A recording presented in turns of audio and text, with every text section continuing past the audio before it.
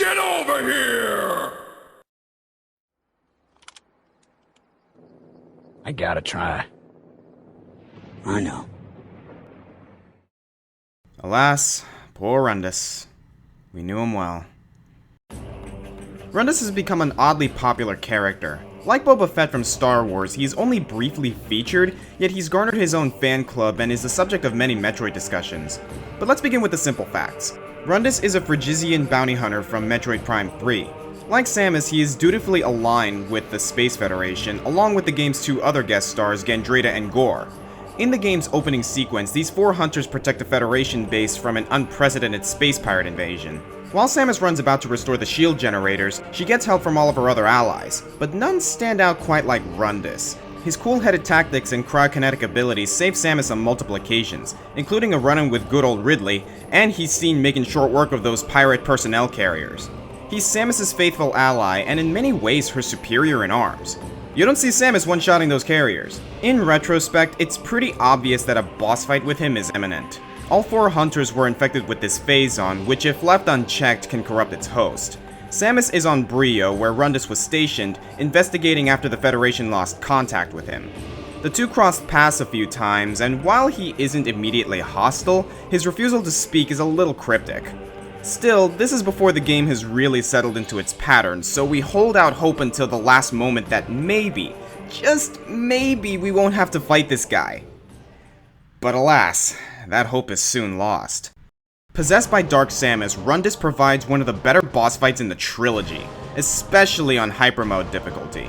It's sad to fight an old comrade, but the sense of mourning in this battle comes from a few more subtle sources. For one, Rundus' arsenal of moves is nearly as varied as Miss Aaron's, making the situation feel like a battle of equals. The track is a solemn march, bringing to mind a funeral walk to execution, but also, oddly, like a musical eulogy to the hunter's years of service. I can't help but notice a theme of destruction in this fight as well. Yes, you're always trying to destroy a boss, but not only do you rip off his armor piece by piece, often to the tune of his pain snarls, but notice the ice towers. Rundus creates them at the top of the fight, which provides him with some cover when he flies around like Bobby Drake.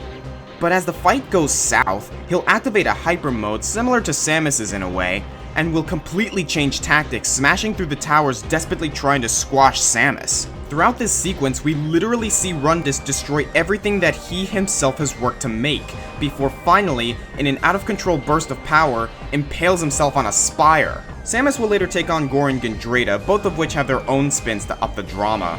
But this first parting battle, tied with our general reverence for the Glacial Grenadier, makes this fight just a bit more significant. But the real tragedy isn't even Rundus' death. It's what his death means for the series. Metroid Prime 3 did something very different in the series. For the first time, Samus had a supporting cast in a franchise normally focused on isolation. So of course, Samus has to kill all of her new friends, and really, does Samus seem like someone who has a lot of friends? Aside from Samus, Ridley, and a few others, the cool characters introduced in each installment are destined to perish before their game sees its close. Rundus might have been a huge turning point for the series, a second playable character, maybe an alternate combatant in some kind of Metroid Prime Hunter sequel. We could have delved into his backstory, learned what the hell a Phrygian is. But the sad truth is, the developers of this game don't really care about him. At least not nearly as much as the fans do. You're cool, Rundus, really, but despite your potential, your illustrious career was over as soon as it started.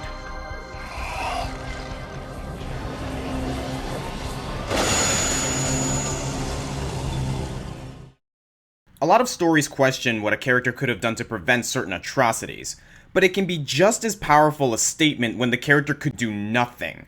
To contrast Infamous 2's hands-on murder, and a complete choice for the player, let's look at a boss battle in which the player can do little more than sit and watch. And it just happens to come from one of the saddest games in history. Mother 3. Seriously, Lucas, what did you do to deserve this? Your mother died, your twin brother disappeared, and despite your continued bravery and ridding the world of evil, things never really let up for you. The game is so zany and quirky that you can almost forget that Lucas is just the world's punching bag. The game's final boss borrows a page from its predecessor, Earthbound. In the fight against Gygus, you can't really damage, let alone comprehend your enemy. All you can do is keep your defense up while Paula prays and hopes for a miracle. But defeating Gygus fills you with mirth and accomplishment. defeating the Masked Man fills you with... As you'll likely guess, the Masked Man is really Klaus, Lucas's twin brother who was killed, revived, and brainwashed into being a general of Porky Minch's Pig Mask army. All of his memories are gone, and he never utters a word, though a conversation with a pig guard suggests that he is capable of speaking. He's also obscenely strong, and after everything Lucas has been through, he really doesn't have it in him to fight Klaus.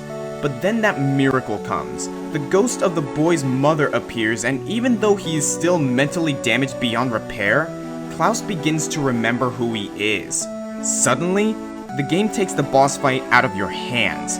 The music, one of the saddest tracks I've ever heard by the way, persists, and we witness Klaus put an end to his suffering. I think what makes this really effective is how the sequence continues to describe the scene objectively, as if it were narrating any old fight in the series. It's like a silent scene in a movie, where the action is so powerful that it doesn't need words. But in the world of Mother 3, this text crawl is accepted as part of the natural environment. Just in this case, instead of seeing the tally of experience points,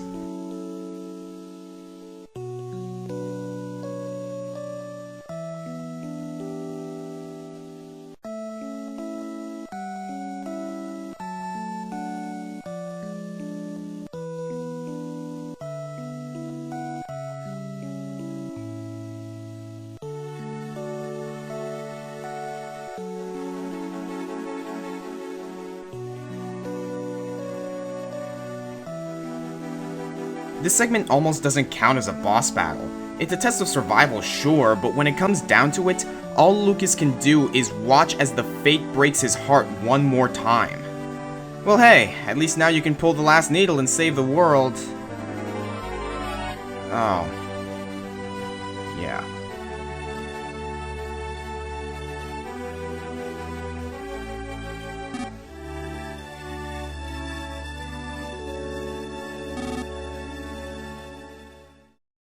Keeping in line with many of my videos, I've always considered every testimony and debate from the Ace Attorney series as a battle of wits. So it should be noted that the number 3 spot is the only battle in which your opponent does not die as a result of the fight, though the life of another man does hang in the balance. As far as the original Phoenix Wright trilogy goes, Trials and Tribulations is probably the best, and a fitting end to the first arc of the series.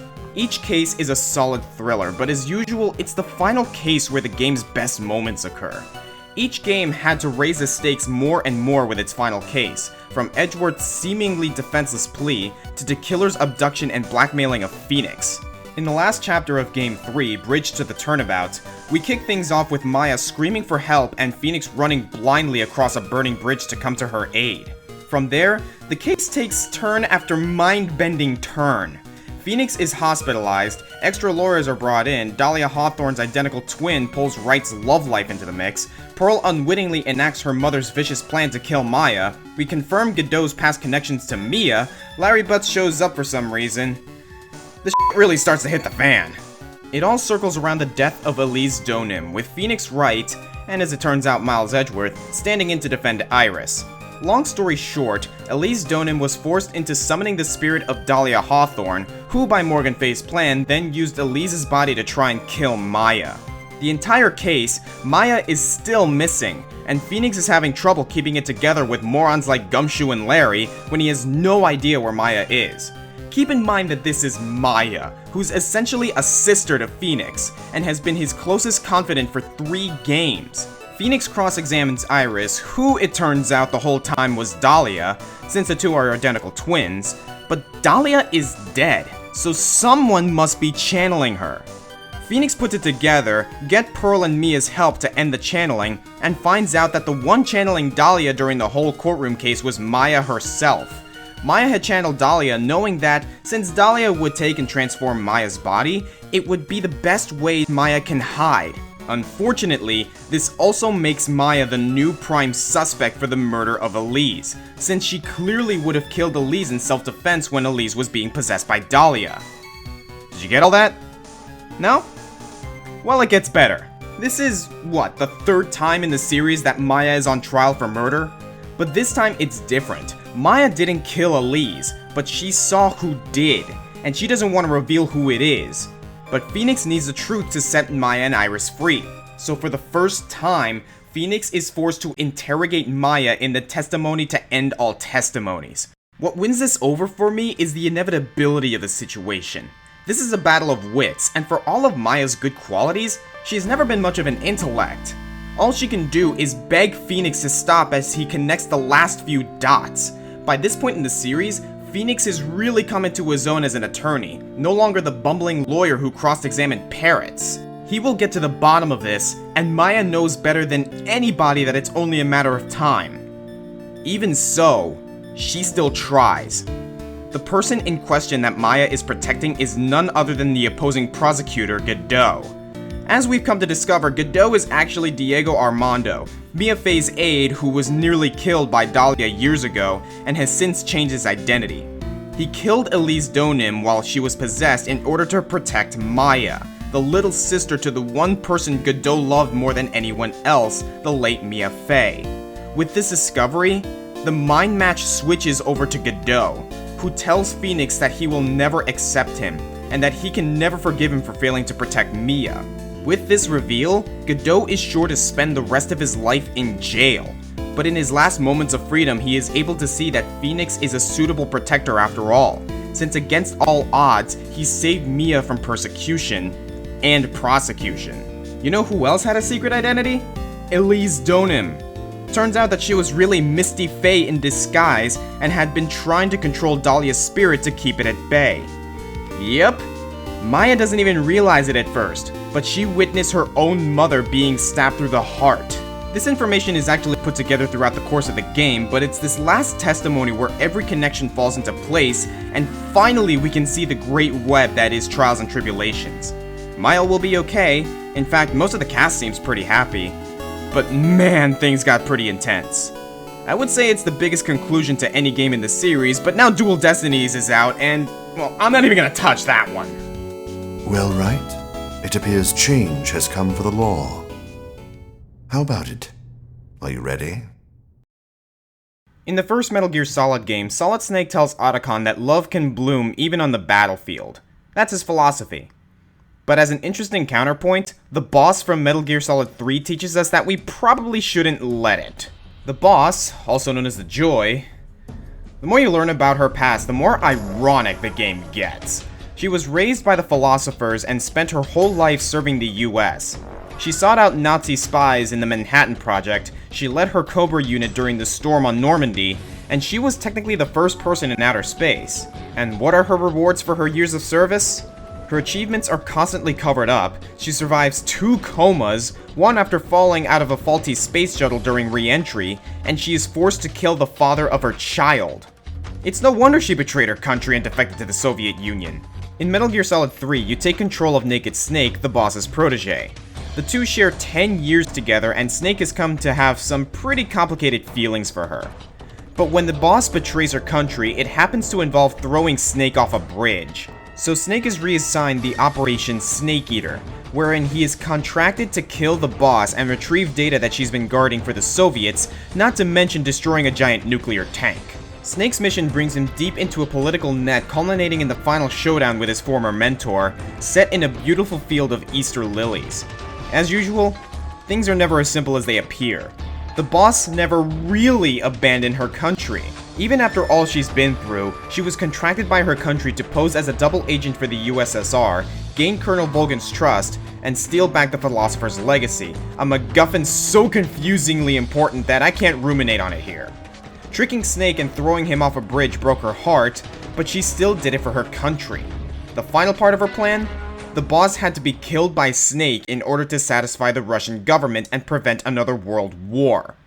Her and Snake's collision course was planned from the very beginning, set in motion by political powers far beyond their ken. One must die, and one must live. No victory, no defeat. The survivor will carry on the fight. It is our destiny. The fight itself really hits all the right notes, funny because it doesn't actually start off playing any music. The white flowers create an interesting setting that contrasts with anything else the game has shown us, and the boss's white camo gives her an interesting edge. What's more is the fact that this boss fight is timed. The boss explains that this beautiful battlefield of flowers will be carpet bombed in a matter of moments, the time limit expressed by the gradual buildup of the game's main theme, Snake Eater. The two of you are armed, the boss with a gun fittingly named the Patriot, but the parameters of the fight encourage you to use CQC, even more fitting because this style of combat was developed in tandem by the boss and Snake. The memories that must be going through Snake's head as he strangles the woman who was practically his mother. Jeez. And the final nail in the coffin? If you've played this game, you already know what it is. After the fight, there's some parting words, and then the final shot. But you, the player, have to pull the trigger. There's no way around it. You're putting that last bullet in her head. If you're like me, your first playthrough will slow down here for a bit. There's no prompt here, no press R to fire. The ambient sounds of wind and flowing petals continue, and by the pause you suddenly realize, oh, I have to press the button. Oh, I have to kill her.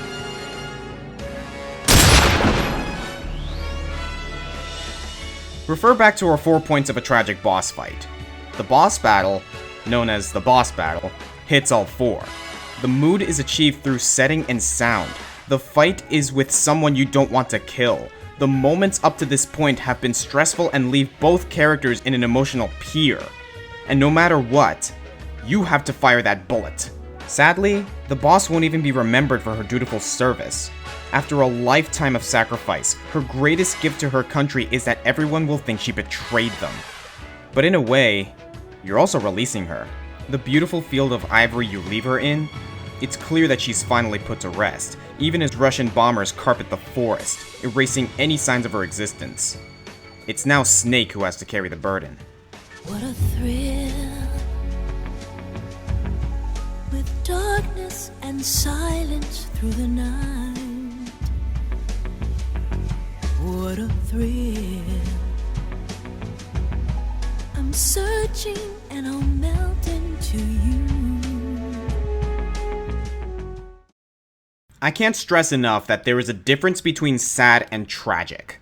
Tragedy has stakes, irony, and a catharsis to it. But when it came to the number 1 spot, I ended up with the boss fight that made me, simply put, the saddest. Unlike tragedy, which has an unclear but scholarly definition, sadness is by its nature subjective. The previous 9 battles are so wonderfully conceived, and given how obscure and ultimately insignificant this last entry is, I'm sure many of you will be scratching your heads. With that, we come to not only the saddest boss fight in video games, but also the most tragic. Ladies and gentlemen, General Mustafa.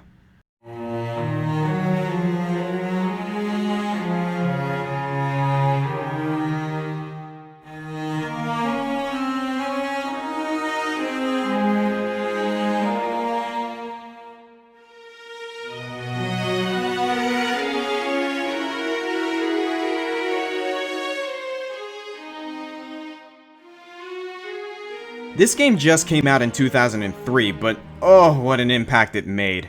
The mechanics, the story, the buttloads of pure content, all exceeded our expectations, even for a game series that has delivered some pretty impressive tactical experiences. But not only is Mustafa recent, but even if you've played the game, there's a good chance you forgot who he was. Keyword, was. Let me paint the scene. For the first third of the game, Crom and his shepherds have fought to defend their country, Elise, against the neighboring country of Plagia, which is run by the tyrannical, sadistic, repulsive King Gangrel. It wouldn't be a Fire Emblem game without a crazy king. There is no pretense to this guy. He is a slimy bastard and does nothing to present himself as anything else. If he were around at the time, he would have contended for my most hated characters list, even though he turns out to be far from the main villain of the game. On the contrary, Elise is led by Crom's sister Emryn, a woman so pure in her benevolence that she cannot bear to hold a sword, and who held true for not only her people, but for all people in the world, even under the threat of assassination. She is kidnapped by Plagia, setting the stage for Chapter 9. Crom leads a troop to interrupt her execution, but he's too late. With her last breath, Emryn begs the people of Elise and Plagia to end this bloodshed before casting herself hundreds of feet to her death. Setup. We enter into Chapter 10, Renewal, with Crom nearly blinded by rage and grief, but forced to flee Plagia in order to save himself and his allies. But just before they reach the border, they run into a battalion led by General Mustafa. So we talked about the setup, but let's talk about Mustafa in general. Fire Emblem doesn't have boss fights the way any other RPGs do. Rather, each mission has a boss unit, the General, who stands on the other side of the map as part of the mission's challenge, with several enemy soldiers along the way. Because of this, not many bosses really stand out in Fire Emblem aside from the ones notable to the plot as a whole, but Mustafa is almost instantly endearing as the only boss we've fought thus far that is just as moral and compassionate as our protagonists. As Crom and Basilio storm the battlegrounds, Mustafa calls out to them, begging for their surrender. He says that Emran's words spoke to him, and that if Crom's army drops their weapons, Mustafa will do everything he can to protect them. But because of the swelling pain that Crom feels, he ignores his warning and draws his blade. Later on, we get a conversation between the benevolent berserker and his men. When some of his men are too heartbroken to fight on, Mustafa has pity on them. The normal price for insubordination in Plagia is death, but so moved is he by Emran's last speech that he dismisses any of his soldiers who do not wish to fight. One soldier begs Mustafa to retreat as well, but like the Joy, he explains that he is a soldier and that it is not in his place to question his orders. Besides, he knows that if he did abandon his post, Mad King Gangrel would murder his wife and child to set him straight. This is when the hardest truth about this fight hit me. Likability. Not only will I have to kill a well-hearted man to escape Gangrel's pursuit, I will be killing someone's husband, someone's father. The old lug must be as charismatic as Crom, because after this decree, his men hold firm by him and are again willing to fight to the last. Only this time they fight not for their country, but for their beloved general. It's not only Mustafa who's become tragic collateral in this war, I really feel for his men now too. I know it's an ongoing joke for Fire Emblem fans to consider just how many soldiers you kill in your campaigns, and how many of them were probably okay guys just trying to aid their country and support their families, but I can't think of another time when an entire enemy army had so much charm. Of course, this is a Fire Emblem map, and the win conditions immediately explain to you, to beat the chapter, and to keep Crom and his party alive, you need to kill Mustafa. Given that Mustafa has a unique portrait which is not common for the lower tier boss generals, you might try to jimmy a way to recruit him, or hope that there's some alternate win condition. But alas, inevitability. The only way forward is bloodshed. And it just seems to me that even Mustafa sees how low his chances are. And of course, there are the visual and mechanical elements to this chapter that just set it apart from anything thus far. This gloomy valley is in a constant state of rain, enough to set off someone's seasonal depression disorder. You spend the battle literally between a rock and a hard place, as the geography of the land encourages you to split up the team. At first this seems like a good way to cover all of your flanks, but then some wyvern riders will spawn on the ridges to show you otherwise. With the permanent unit death in effect, this level can easily become a different kind of tragedy, especially if you're trying to keep some pesky thieves from escaping with their newfound loot. I want to point out the beautiful music choices here. On the pre-battle preparation menu, the music is a pensive dirge. Don't be surprised if you get distracted from your battle plans to ruminate on the emotional issues at hand. Then when the battle starts in full, the music rolls into a track called Don't Speak Her Name, which perfectly narrates Crom's inner struggle. Atmosphere. Even without the tragic circumstances, this is a beautifully designed level. All four of our criteria are met with the skirmish, but there's a fifth element that the best tragedies provide, the silver lining.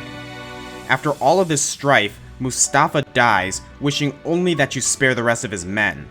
Assuming that you haven't grinded them all for experience, some lives are spared.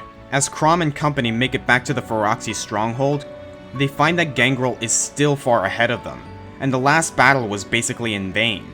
But then the hopeful music kicks in, and the army steps up with some helpful encouragement before the final attack on Gangrel. Every party member you have has something to say, some more helpful than others, but it gives you the extra push you need to get back up and end this war once and for all. In memory of all the virtual lives lost in the ongoing battles for good, Taroko, Zeke, Rundis, hell, throw Godot in there as well, I'm happy to name General Mustafa as the #1 most tragic boss battle in video game history. I am the Green Scorpion, and I'll see you guys next time. You're pretty good. You're pretty good. Pretty good.